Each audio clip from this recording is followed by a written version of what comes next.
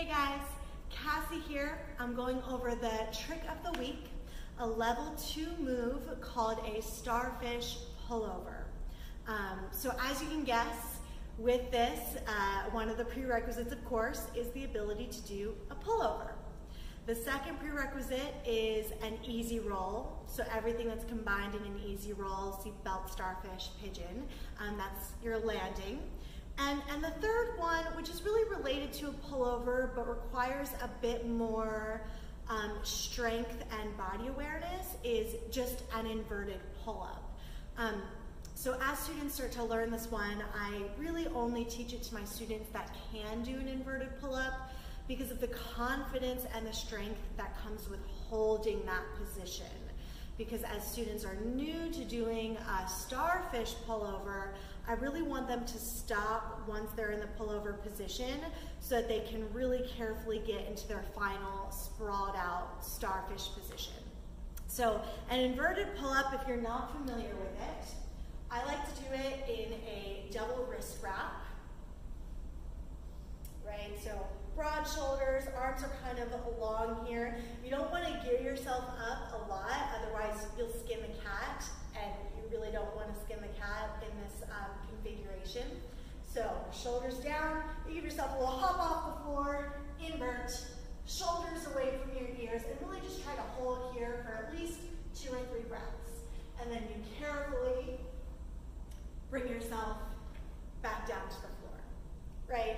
So in a tricks or flips class, I would really work on conditioning easy rolls a couple times just to warm up your whole body, then work on doing some pullovers, then work on an inverted pull-up, and then work on the starfish pullover. In the starfish pullover, there are a couple of different things that can go wrong. So first thing that's my biggest concern is that students start with their hands too high on the fabric, because wherever their hands are grabbing, that's where they stay. And as you flip back and land, if your arms are really high, then they're going to be really high behind you when you land, and that could be really detrimental to your shoulders. So I encourage students to have their hands about head height as they do this. The second thing that can go wrong is that students aren't quite strong enough to actually flip all the way over without pushing against the floor. So they get upside down and they let go, which is never really what you want your student to do anyway. But more than anything, that can be kind of terrifying to them because they don't expect to do a drop.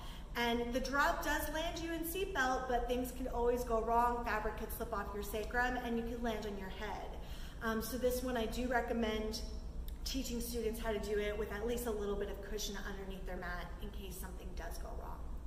Now, as an instructor, I'm not going to physically hold my students and force them into this flip. That's never going to happen.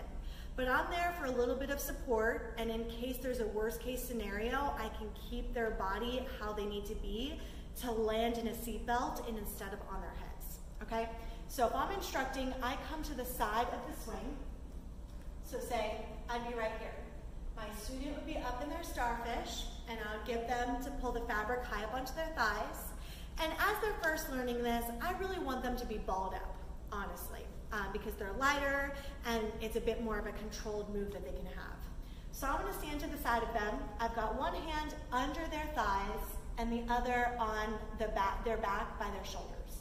So they start to flip back, and then as soon as they start to get upside down, I'm going to switch my hands, right? So the hand that was supporting their shoulders now supports their knees. The hand that was supporting the back of their thighs now supports by their shoulders. That way, if the student can't hold and they let go, my hands are on their knees and I'm able to a little bit more gently guide them into their seatbelt position and make sure that the fabric's not sliding anywhere off of where it should be, okay? So that's my first goal. But if they're able to invert, and then they start going forward, I've got my other hand on their shoulders so I can start to guide them into that big sprawled starfish position and make sure that they're not going to collapse a bunch of weight onto their shoulders. That way I'm also a bit more in control. Once they land, I might move my hand, depending on the levels of trust, a little bit more to their sternum, being of course not aggressive about my touching, but I'm just going to kind of support them in case they panic. and let go of the wrong hand or something happens, I'm letting them know just by being there, you're okay. So as they release, one knee will bend, and it's the opposite hand that lets go. And ideally for me as an instructor, I want them to let go of the hand that's further away from me. So if I'm on the right side of their body, I want their left hand to go so that they'll roll towards me as they come out, instead of the hand that's closer to me letting go, and then they just smack me and roll away from me, right? Once they're rolling away from me, I've got no potential control of where their body is going, okay? So again, that's hand supporting thigh, back, flip, hand switch to support knees, shoulder, extend out, release the hand that's further away from you so that the student easy rolls into your direction. Now, just going a little bit over the move itself. Seat belt, starfish, fabric pretty high on your thighs, hands at head height. Now it's okay if students use their feet once they get upside down to help with this, but ideally you want to encourage them not to use their feet, focus more on their core and upper body strength. Okay, knees together. And I'll do maybe just a little bit of a beat, not a big beat at first.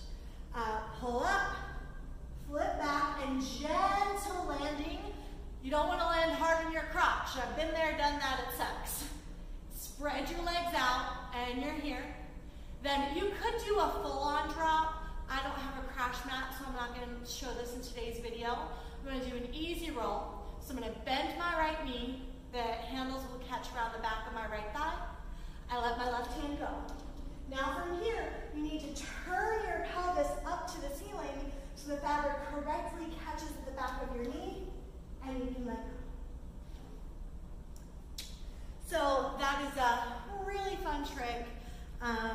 It's a fun way to put a new spin on something that your students might learn pretty early on in their practice. And so that just, it's always exciting to learn something that you know in a different way. So I hope you guys enjoy that. If you have any questions, please comment below. I hope everybody's safe and healthy, and I'll see you next time.